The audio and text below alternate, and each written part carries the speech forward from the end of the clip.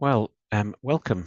We're in a very historic moment in the world of UK VAT at the moment. We're 151 days away from the first ever compulsory change in the liability of supplies that were exempt to taxable.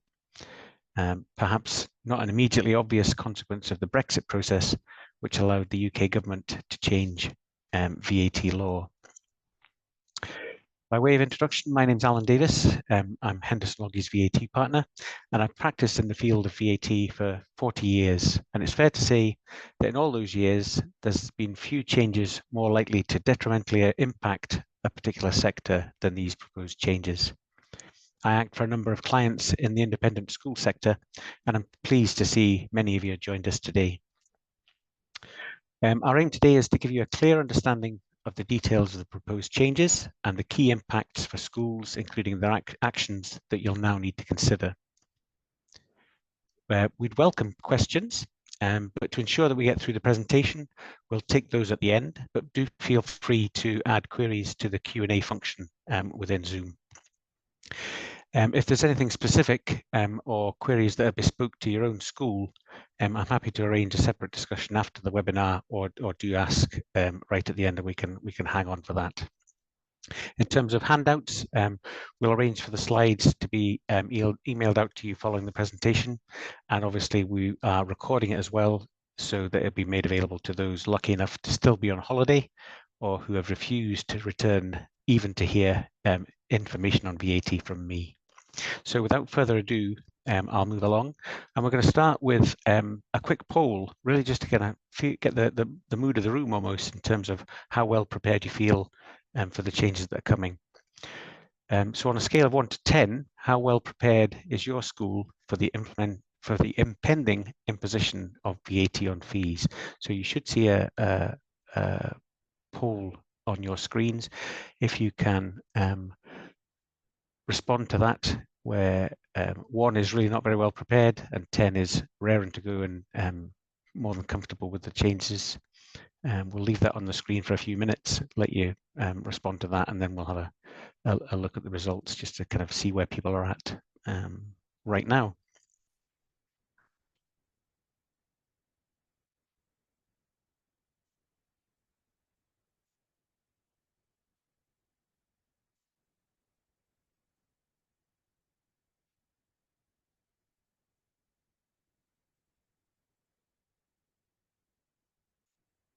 Okay, so the results I could see are that there's a real range. Nobody's 10, which is probably healthy in terms of what I'd expect to see at this stage.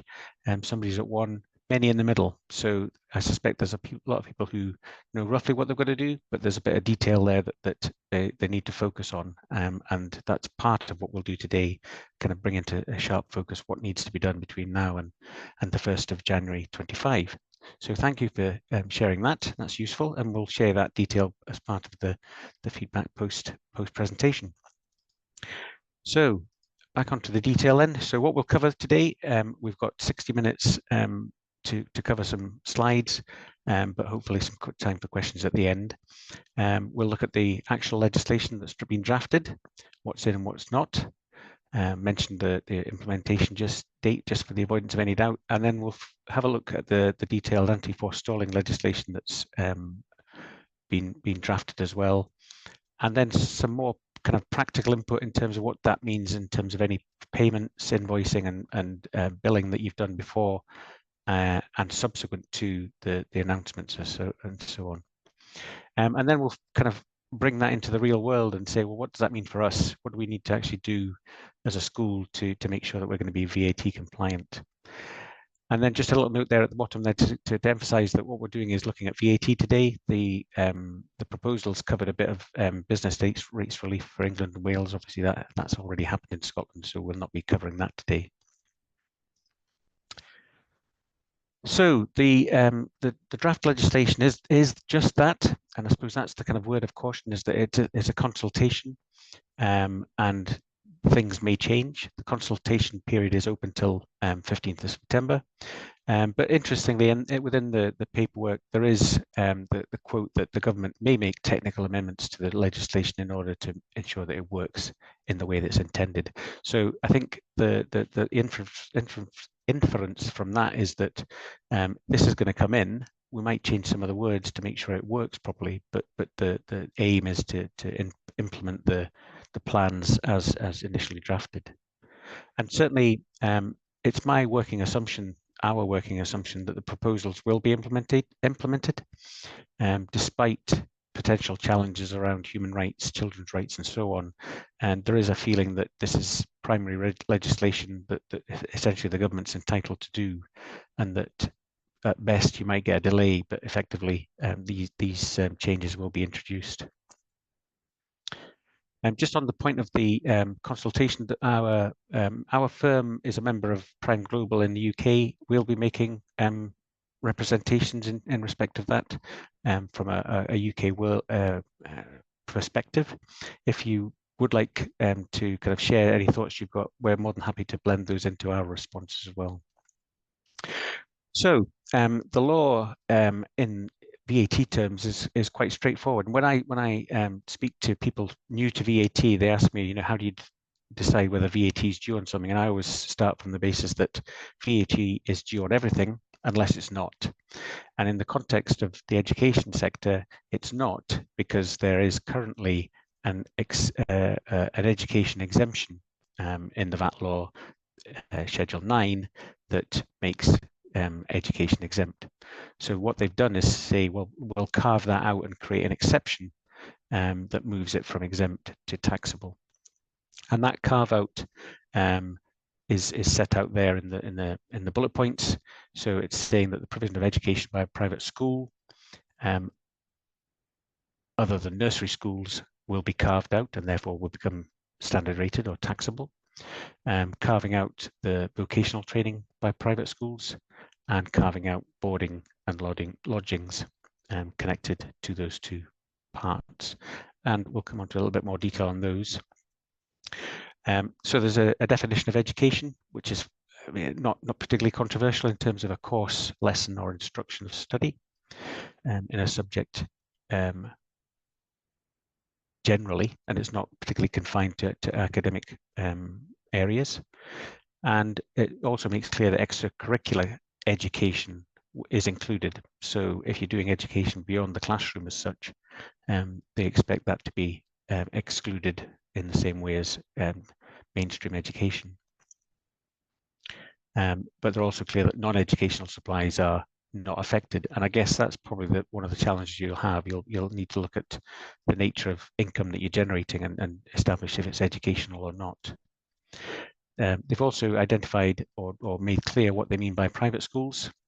And that's a school providing full-time education for pupils of school age. That's the kind of definition in Scotland. But it goes on to then say for a charge or for a fee or other considerations. So the two need to be read together. Free education is not part of this change or plan change. And the drafters have been quite clear that they're anticipating planning arrangements that maybe move supplies to associate companies or associates or something like that, connected parties. So there's a bit of legislation that kind of identifies connected parties and says, well, don't bother trying that. They'll still be caught and they'll still be standard rated. So the definitions around there are kind of closely bound to each other by organizational links. Connected persons under the Companies Act, which is clear. And also a little clause that kind of brings in a bit of an anti-avoidance theme, that if you're only doing this to avoid VAT, then we'll see that and we'll try and attack that in terms of HMRC. The legislation is clear that it excludes nursery schools and nursery provision. There is a question mark about the age ranges within that. So I know there can be a kind of an overlap between what's school age and what's nursery age. So it's appropriate to pay a bit of attention to that when looking at the detail. And closely related is a phrase that's in the existing legislation that exempts supplies that are made closely to education. Only board and lodgings beyond education will be excluded from the exemption. So other what are regarded as closely related items will be left alone and left exempt. So things like school meals, transport, trips, classroom items will be remaining exempt. And I've highlighted there that the HMRC kind of clock the fact that there's an opportunity to create different values here, so that if you overvalue some of the stuff that remains exempt and avoid VAT, then they'll be watching out for that. So that value shifting is a fairly historic and recognised term in VAT terms, and one that HMRC are always on the lookout for. So they'll be looking for schools that are shifting value inappropriately. And then non-educational activities remain exempt, so childcare will be remaining exempt under the welfare exemption. There's been a lot of noise in the press leading up to the election and more recently in terms of the additional support needs pupils. And the kind of long and short of that is that these will be subject to VAT in the same way as normal school fees, whether they're funded by local authority or parent contribution. Local authorities will be able to recover any VAT charge, so they won't be any worse off. But obviously, parents of pupils will bear that VAT cost directly. And we understand that they're still considering the position of armed forces pupils more generally, and I guess that will come out as time progresses. This is a simple slide, but I thought it was appropriate just to kind of be absolutely up front and central to the discussion. Subject to the anti-forestalling points that we'll come on to, school field fee charges will become liable to VAT at the standard rate from the 1st of January 25. And there's a bit of detail in terms of how that will apply that we'll come on to in a moment. One of the anticipated aspects of what the change would bring was around anti-forestalling, and that's an approach where the government can say, well, you can't start paying money now knowing that this change is coming to avoid VAT. So there's effectively what they call almost like an appointed day that says from this day forward, you all understand and know that this is the effect that's going to happen. And anything you do is essentially put to one side and disregarded from a VAT point of view. And for this anti-forestalling approach, the key date is the 29th of July, the date that the announcement was made by the Treasury. And it's important that the 29th is too late. So from the 29th onwards, these rules apply. So any payments received on the 29th are beyond the anti-forestalling period and will be subject to VAT. Everything that's written in the guidance that HMRC or the Treasury have come up with is very much focused on tackling tax avoidance, and that they will scrutinise fees and advance schemes, and we'll come on to that in a bit more detail as well now or shortly. So it's fair to say that the anti-forestalling legislation will be relied upon and looked at as HMRC go along. So that's that. So what we'll do then is look at the impact on bills and receipts issued before the 29th of July, because in this circumstance, timing is very much everything. And VAT tax points apply for the provision of services, the issue of an invoice, and the receipt of cash. And all those kind of play across each other and help determine when VAT is due, if at all. So based on the Treasury announcement and the policy that's been published, the application of that over this coming transitional period will be as follows. So we've set out a wee table that kind of maps out where the VAT liability will land for a number of scenarios. So we'll start with invoice billing. So if you have raised some invoices with a date earlier than July 28th, then if it's for the term that runs to December 24, that will be exempt, or was exempt when you issued it, and it will remain exempt. However, if you've issued it for terms after the 1st of January, that will become taxable and VAT will be due on it. Similarly, for invoices dated after the 29th of July or later, for that term up to the end of December 24, that will remain exempted VAT as well, remain exempt at that point. But again, for terms after the 1st of January 25, they'll become taxable. And then turning to actual payments, cash payments, if you've received cash before the 28th of July or earlier, then that will be exempt. And there's no kind of retrospective attention on that one. Similarly, and this is the fees on account point, if you've received cash for terms from the 1st of January 25, those will be exempt as well, subject to details of the supply actually being known, and I'll come on to what that looks like as well shortly. However, if you've issued, or rather received money by way of effectively a deposit for terms after the 1st of January 25, and the terms aren't known, in other words, it's here's £50,000, and keep drawing down on that until it runs out, and then that's going to be taxable from the 1st of January 25. For any payments received following the announcement, the period up to December 24 will still be exempt, so that remains. But for any terms after the 1st of January 25, that will be taxable and subject to VAT. And that then brings in the point that many schools have done annual billing, so there will be some accounting adjustments required there. That might be adding a VAT only bill for the post 1st of January 25 period, or cancellation and reissue, or whatever's easiest. And there's a bit of admin around that that is worth discussing in school effectively to see what the best approach for you is to take.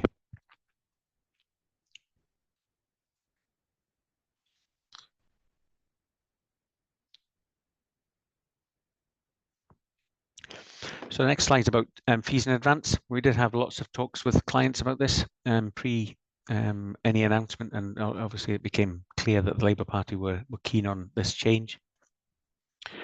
And this is the slightly imponderable bit still in terms of the approach that the Treasury and HMRC will take. But they've made clear in the published guidance that the receipts under a fees in advance scheme will only, or rather will be taxable if at the time the money's paid, the nature or the detail of the supply is unknown. So it's effectively just a kind of general cash deposit rather than prepayment for something specific. And certainly that's an area that HMRC are very likely to scrutinise and look at the absolute detail that's involved, and that might be things like correspondence, invoicing, advertising, to help determine their case. And I think it's fair to say, in my experience, HMRC will typically assume the worst, and it's certainly in the tone of the proposal and the background documents that this is going to be a key focus for their attention, and it should therefore be a key focus for schools' attention to make sure that their records and their position is well described and well written down, should HMRC or the Treasury ever pick that up. So the last part is really to look at if that's the change that's going to come, how does that impact schools in practice? I said at the start that we've got 151 days to go, but there are a couple of key milestones along the way in terms of what that will look like in terms of VAT registration and so on. And the first is VAT registration, and the second is the first VAT return, which will be coming along thereafter. So in terms of the VAT registration, generally speaking, businesses have to register if their taxable income goes over £90,000. And there's a couple of tests that they apply generally. They look back 12 months and say, has my turnover of taxable income gone over 90,000? If it has, they register in a month's time. They get a month to register. But probably more importantly, in terms of this context, there's also a look forward test, which asks the question, if in the next, or rather, will in the next 30 days, your taxable turnover exceed 90,000?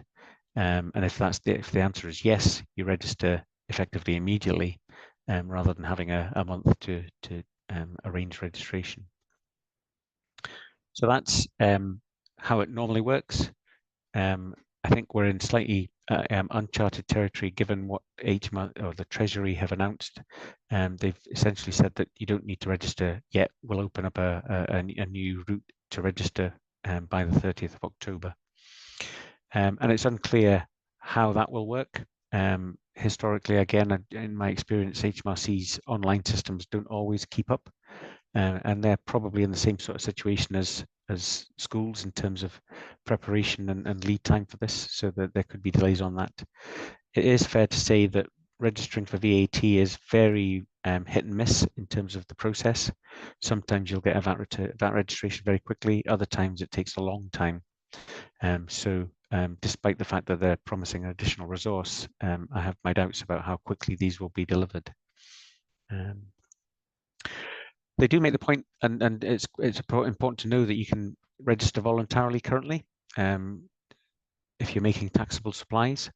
But what that means is that any supplies you are making will be taxed. So if you have activities that are below the threshold currently, you can register now, but obviously then have to account for VAT on that income.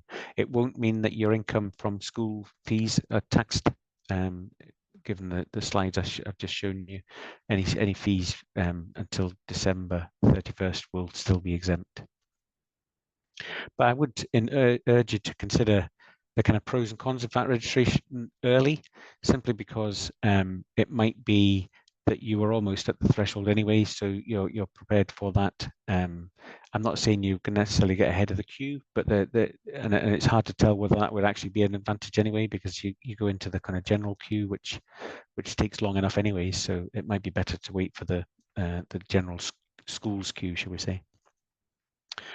Another thing to think about in terms of VAT registration is that a number of schools, certainly the ones we've worked with, have existing VAT registrations for trading subsidiaries and other entities. So there's an option that you can group entities together in a single VAT registration, which has a lot of administrative easements, and particularly in things like cross charges between the two and staff charges. So it's worth doing a calculation to establish if that grouping will help the two entities or more. We've done a lot of work with clients on income, so it's really important to see now what types of income will be impacted by the change. And when we're looking at income, we're looking at the substance of supplies being made, what's actually been delivered for the money. Is it educational in this scenario? Is it not? And is it closely connected? So be clear on what's being supplied for what money. Excuse me. And what we've done, and what I would recommend to most schools, is that your profit and loss is the good place to start. See the lines of income that appear on that, and kind of drill into that, have a look at the granular detail, and see what items will be subject to VAT going forward, or questionable, and kind of do a bit more digging in terms of whether that's going to be impacted. I did just flash over the registering early. The most obvious reason to register early would be to get access to input tax on expenditure. And particular reference there should be made to capital items. I'll come into that in a bit more detail shortly, but the early registration creates a longer first period of VAT returns, so that there can be some advantage in terms of VAT on capital spend.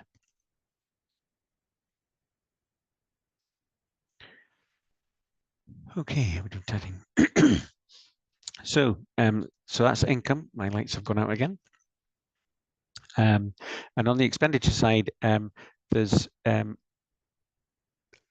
ability, I suppose, that the upside, if there is an upside to VAT registration, is that there's an ability to recover VAT on expenditure.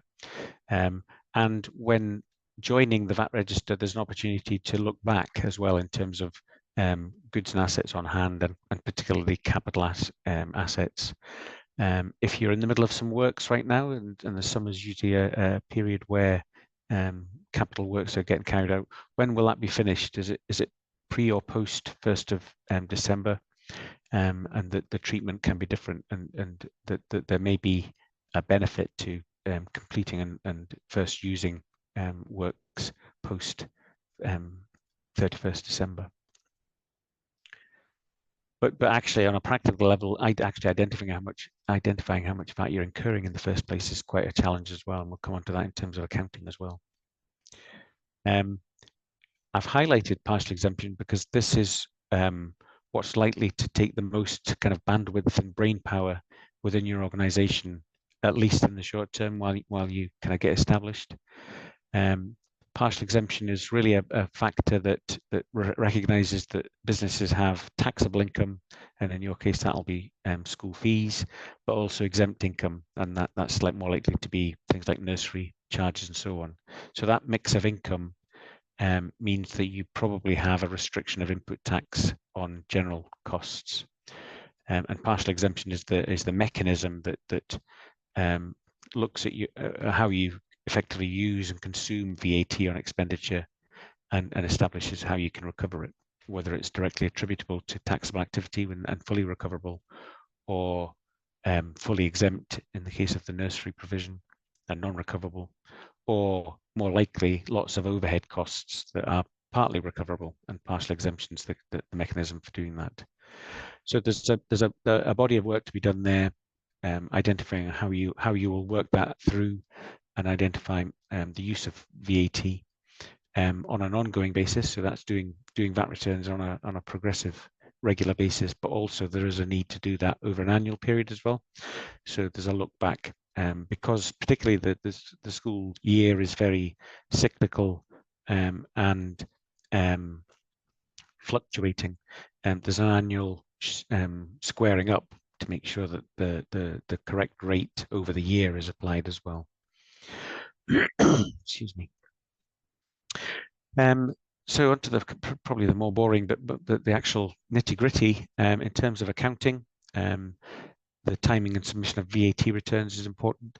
So VAT returns are typically submitted in this context where you've got tax to pay on a quarterly basis, and it's possible to align those to your year ends. So if many schools are 31st July year end, let's say, you can align your VAT returns to the end of January, April, July, and October, and so on. The thing to watch there is that if that's what you apply for, the first return is almost inevitably going to be the period to January 25, which is obviously a month. So within a month of the change, you'll be expecting to do a VAT return. So it may be prudent, subject to what your resources are like, to perhaps go for a calendar quarter stagger, so that your first return is the March 25 period. And it is possible to change the periods subsequently to align to your annual accounting periods. But if you go in initially with that January or July stagger, you're in danger of getting a 1 month return to do, which you may prefer if you're able to do it quickly, or you may want a bit more time to get yourself organized. There are things like keeping records. So once you've joined the VAT club, you're expected to keep records for 6 years. Or rather, I should be clear there. So it's records in relation to the making of taxable supplies. So that's sales records, purchase records, and your statutory accounts. But things like it's orders and tills, if you've got tills in school shops or whatever, they kind of fall in there as well. So it's important to be clear on what's required to be kept. But things like tills, you can actually apply for a shortening period if that becomes onerous. One of the things that I've seen a bit of news about or chatter about is whether the systems that schools are typically using, ISAMS, PASS, I see a few using Xero, is whether that will be making tax digital compliant. My understanding is that most people have been assured that they will be, so fingers crossed they are. On that point, if they're not, and certainly in the short term, I'm sure people will be working on that to make sure they are. There is a workaround, and there's some bridging software that can be delivered to effectively allow you to submit digitally, which is the mandatory requirement nowadays. If the accounting system can't initially do that by the deadlines, and deadlines is really just to kind of highlight the fact that once you're in the VAT registration, it becomes a regular deadline-driven process. You've got VAT returns to do, you've got payments to make, and it becomes a key thing in your financial diary. Effectively, there are penalties for non-submission or late submission or non-payment of VAT returns. So it's being aware of that and making sure that you've got the right systems in place to comply in due time, effectively. Payments on accounts is an interesting one. It's a scenario where if you're big enough in terms of your payments annually of VAT, if your payments are more than 2.3 million annually net, HMRC will move you on to payments on account automatically. So that will be in some time. They have to kind of learn what your profile is by the returns that you're submitting. But if the VAT involved is significant, i.e. more than 2.3 million, they'll move you on to payments on account and require you to make installment payments each month with a balancing payment on the final month of the quarter. So that's something to watch out for the larger schools. And regulations, you're just kind of being up to date with what's required with VAT registration and submissions. One of the touch points HMRC have with you is VAT inspections. In reality, there's not too many of them these days, not too many inspectors, not too many visits. But I would certainly imagine that with effectively a new sector joining the register, HMRC will apply some thought to that and do earlier visits than perhaps otherwise anticipated to new businesses, shall we say. And then the last part was really to kind of focus on identifying your training needs. So finance and management training to kind of raise the awareness of VAT, but also to kind of get into the nitty gritty to make sure that you're going to meet the demands of VAT compliance. So HMRC have outlined that they'll give you further guidance, so we can anticipate public notices being issued that give you more detail. They'll hold support sessions. Certainly, they do online webinars to provide information, and I'd imagine that's the approach that they will take in the short term. In practice, and I'm not a betting man, but I suspect that will be very last minute and fairly generic. So the likelihood is that there'll still be lots of questions to answer as we approach the 31st of December and so on. And just picking that up, we as a firm, Henderson Logie, because we advise a number of schools in the sector, we've got that insight, and we had already been developing training materials for such a change at kind of an awareness level, but also a granular level for those that are involved in the sector, and we're aware that it's not just bursars who are involved here. It's the more detailed finance staff processing documents and so on. but also there are people like trustees who need an awareness of what the changes are and what the impacts are, so that they can kind of budget and judge where things are going. So there's likely to be online training, face-to-face training. I've been speaking to a number of schools about that, and there's also the mix of, do you want a generic training event that kind of covers the principles, for example, of partial exemption, or is it better to look at something on a more bespoke basis that really kind of drills into the minutiae or the detail of a particular school, so that you get the most learning from that? So whatever approach you take, we're more than happy to support that. And I've spoken to SCIS about potential partnerships, about how that's best delivered to quickly meet training needs. So I'm sure many of you will be going through that cycle and thinking, right, well, how do we upskill and gain that knowledge to hit the ground running? So I suspect that's my last slide. How are we doing for time? 35. So we've got 25 minutes left. So I'm going to come on to that, and then I'll go on to Jay Smith. Is there any link to guidance regarding pupils with additional needs not receiving a VAT exemption? I can send you the link. I don't know if you're a miss. It's maybe Joanna Smith. The guidance is limited on that. That basically it makes clear that VAT will apply. Local authorities will get the VAT back, but pupil parents won't. So that becomes a cost. I'll see what we can link to that, but I don't think it's any more than the guidance that's already been issued. Alistair Stewart, thanks for the question. What happens to fee discounts? We offer discounted. Some discussion that VAT would be due on the theoretical 100%. VAT is only ever chargeable and payable on what's been paid.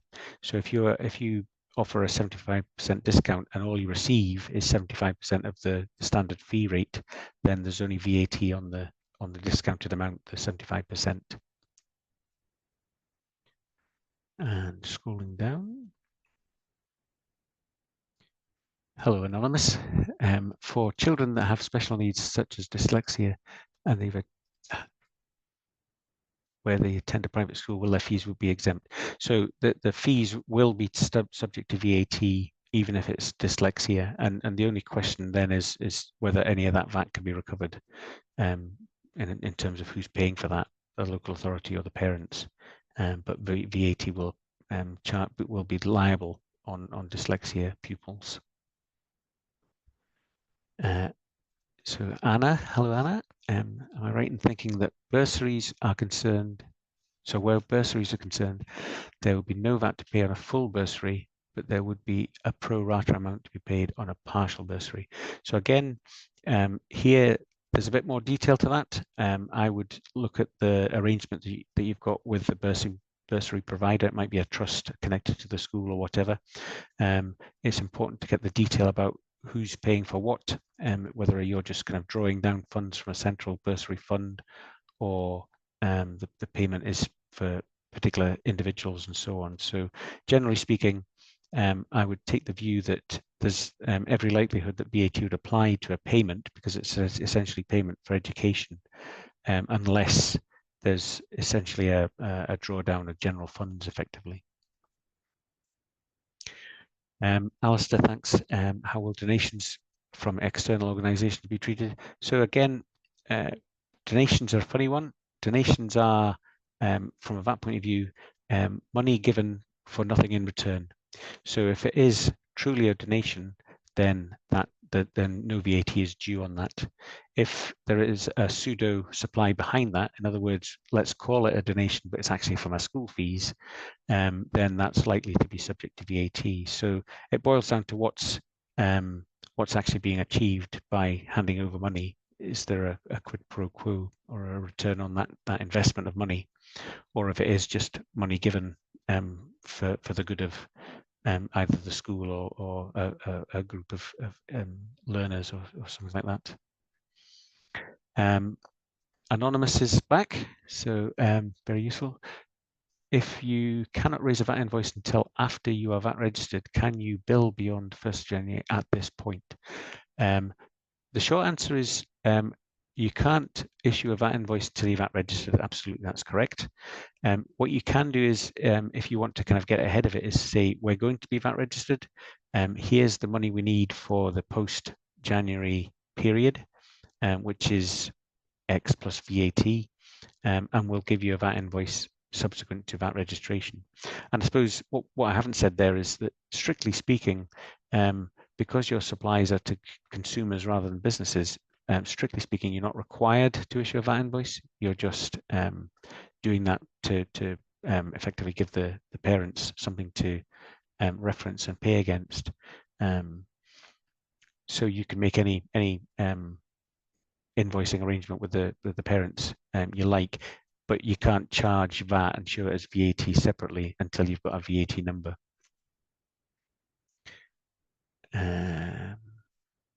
Forgot now. So Lucy, hello Lucy. One of my clients has paid fees in advance for the whole academic year, but her school only put one term on the invoice.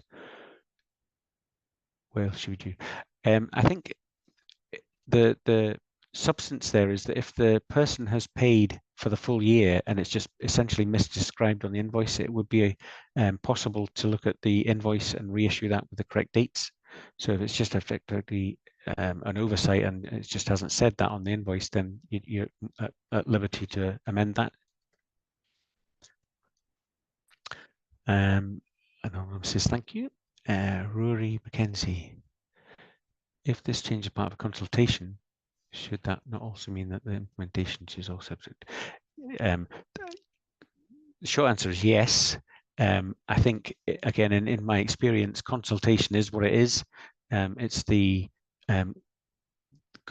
due process that governments need to go through, but I think the working assumption is that the 1st of January is the date that will stick, and it will take something fairly significant in terms of I know KCs are involved at ISBA and so on. It would take something fairly major, probably in the human rights field, to say, well, this is completely illegal and we need to pause or something like that. But certainly the consultation is predicated on a 1st of January change, and I wouldn't expect that to change in reality as substance. Joanna Smith, I think. Hopefully that's Joanna. I hope I haven't offended anybody else. The capital goods scheme, from an admin point of view, how is this claimed? Is it a separate claim to the quarterly return? So a capital goods scheme is part of the VAT return, and there's a fair bit of detail in terms of how you work a capital goods scheme, but basically you can measure the use of a capital item, which is more than 250,000 plus VAT on a particular item, over a 10-year period, and the use of that may vary from year to year. So you might build a building for a fully taxable use, get the VAT back immediately, but over the years you might change use. I don't know, perhaps you might introduce a nursery class into it, and therefore taxable use reduces. And that adjustment is required on an annual basis, but accounted for in the VAT return at each year end effectively. So there's an annual reckoning up on the capital goods scheme, but accounted through the VAT return. Sam has a question about nursery N4 with a deferred place to age, due to age. Do their fees attract VAT or not? Technically, they would be at school, but age development-wise, they're not. I think the school age part, and that's part of the point I made about nursery places, the school age part is the important part, that provision of education to school age children is what's being taxed. But it's not clear currently. So the application of the nursery part might be something that needs a bit of clarification in the consultation process. But generally speaking, I would say there's certainly a good case for it being taxed simply because of the school age of the child. But I could also argue that there's a case for it to be remaining exempt because it's in the nursery provision. So that needs clarifying. And certainly, logic tells me that it shouldn't be taxed simply because it's a nursery provision. And it just so happens that the child's at a slightly different age, but is receiving nursery provision, and therefore it should be exempt. How are we doing? Jacqueline. So Jackie's asking if you can retrospectively recover VAT on capital projects within the last 10 years. Yes, once you're VAT registered, that can be done. And that's going to be one of your early jobs in terms of identifying capital items, identifying the VAT incurred, and then kind of planning out and mapping out how that's used and how much VAT could be recovered. Thanks, Jackie. James, just conscious time's rattling along. Paid issued annual fees 24/5 at the end of June. Assume the pro rata portion relating to the post will be subject to VAT unless paid before. Can you issue VAT only invoices on a monthly basis from then?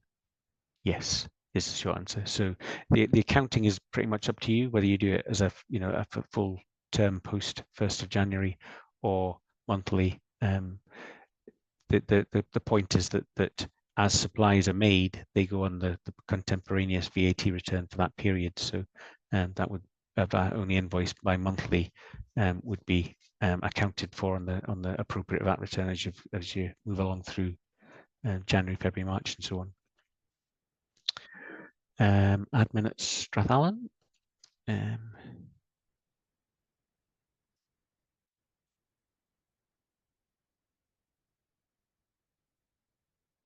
So yeah, this is adding 4% to fees for 25-26. I think that's something I'd look at the detail of. I think there is the ability to set that out clearly as to what's been expected and what was part of the expectation in terms of the payment and the reciprocal service to be provided. I think it's very much the detail there, and I wouldn't want to kind of comment much further without having a look at the documents and the agreements in place, if that's okay. Anonymous attendee, do you need to issue VAT invoices unless requested? Yeah, I mentioned earlier that you're only required to issue VAT invoices to VAT registered businesses. So strictly speaking, you're not required. And I would only ever issue a VAT invoice to a parent who asks for that. In the meantime, you're absolutely right. You can issue requests for payments, and practically that won't create a VAT tax point. What we'll do is the issue of a VAT invoice or receipt of payment. So any direct debits that are arriving in January and February will be creating tax points.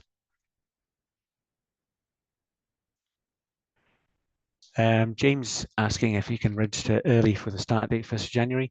I suspect in practice HMRC would simply refuse that because they think they've got a plan and they'll open up to schools from 30th of October. If you were doing it from, or rather, given that you've got trading already, you'd have to do it from a reasonably contemporaneous date. So the answer is no. Effectively, you wouldn't register from the 1st of January in that circumstance. Here's Richard. Thank you very much for the presentation feedback. What for those bills invoiced is and paid in full before 29th, but where we add annual increases after? Correct. Yeah. So any increase that you're adding in terms of extras or supplementary fees would be subject to VAT, but the rest would be safe behind the exemption if paid before 29th of July. AA, there you go. I mentioned something about value shifting. We've got a small community school with heavily subsidized fees. One suggestion is we can introduce annual lunch fee by working with a provider. Since our understanding is that VAT exempt, we can offer a VAT exempt proportion of the school fees. We don't artificially overcharge, but we can make a margin to mitigate. Is that okay? I think the short answer is probably okay in terms of the valuation on catering there. The substance there point, the value shifting is, we'll look at, HMRC would say, well, let's have a look at that. They might say, well, what was the charge before? Is it artificial? From what you're saying, it's not artificial. It's substantial and based on custom and practice. So I think there's every reason to say that should be remaining exempt. But again, with most things about VAT, it's all about the detail. So it'd be worth looking at the detail for that AA, whatever that stands for. Almost at the bottom now, so coming along nicely. And M Murphy, our terms. Term 1's 83 days, term 2 53, and term 3 43. But we split the annual invoice over 3 equal payments. Can we adjust based on days? I think absolutely. Any approach to pro-ratering is, generally speaking, normally HMRC will look at any pro-rata arrangement on what they call a fair and reasonable basis. So I think days is fairly obviously reasonable, and something I would use and suggest. We start paying for fees in June for next year, meaning term 2 received in October.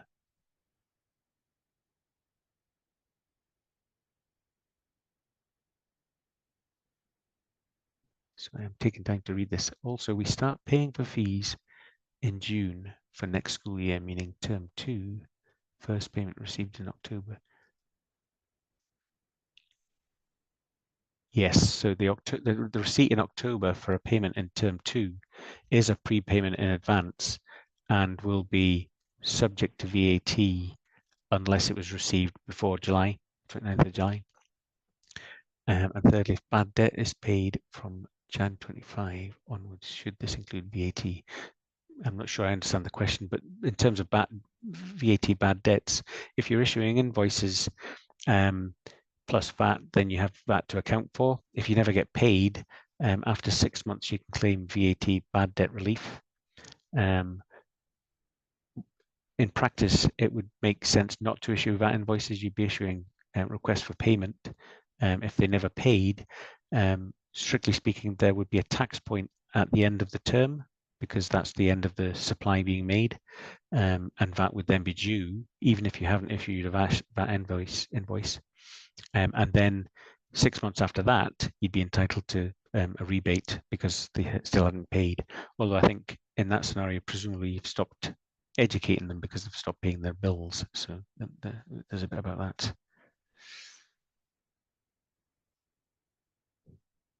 So Anonymous wants to know if there's a chance of this being held up in the House of Lords. I think the process is something that I'm happy to comment on in terms of just my own views. I think there's enough of a majority in the Commons to make it effectively the will of the people, and the House of Lords may then struggle to push back, but they're quite good at pushing back on detail. So when it gets into the House of Lords and the legislation is being picked over, there'll be words and phrases and approaches that they'll take to kind of amend things. So that's that. There's Lucy saying thank you very much. That's good. Glad you've enjoyed that. On balance, would you advise just apply for registration? So Sally Hamilton, thanks for that question. I think on balance, I would opt out of the question and say each school will be different, and I'm very, very aware that across schools there's a huge range from small to large. Boarding, non-boarding, nursery provision, and so on. So I think it's very bespoke. But it's not that hard to do a quick, I'm not going to say a fact packet calculation, but a quick estimation of what the pros and cons of registration early would be. So I'd recommend that rather than saying yes, you should or not. It's just not a black and white answer, unfortunately. Lucy, can a school lower already published fees to support parents so VAT amount is lower? Short answer to that, Lucy, is that schools can price their fees at anything they like. So if they're looking to help parents and have the facility and ability to do that, then they're more than willing and happy to do that. So that's up to the school to set their fee levels. And then M Murphy, again, the bad debt incurred before 2025. So I presume that bad debt relates to a period when the fees were exempt anyway, so that wouldn't include VAT. So if it was subsequently paid in January 25, if that's what you're saying, for a period that was in 24 and earlier, then that would be not subject to VAT. That would be exempt and retain the exempt status. So have I worn you all out, or is that enough?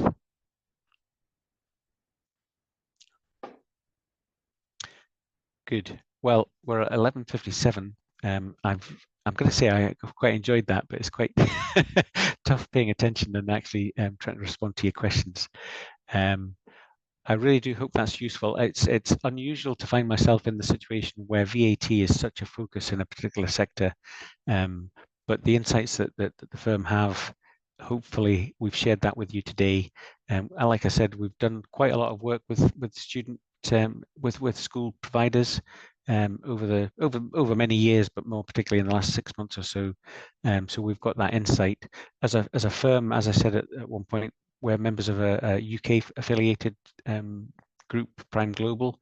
We're working across that group, gathering intelligence and sharing information and knowledge, and also working on training materials as well. So we're trying to do best by clients. So we'll be rolling out training in the coming months so that we can help clients meet their needs. And hopefully this is really just the kind of starting point that we get where you need to be and get comfortable with VAT compliance going forward. I've just seen a few more comments arriving there. Thanks very much. Good. Good stuff. Excellent. Good. Well, it sounds like people have enjoyed it as much as you can ever enjoy a VAT session. If there are any other questions, my email address is on the last of the slides and reference to our website as well. So our VAT team is more than happy to provide assistance and engage with the sector further. And like I say, we'll be speaking to SCIS as well in terms of that training piece, so that you've got as many opportunities and many options to take forward your upskilling in the world of VAT. And M. Murphy's just emailed as well, Hamilton College, so we'll pick up with that later. Good. Well, it's been really good having so many join us. Enjoy the rest of your day. Thanks for your time and take care. Thanks very much.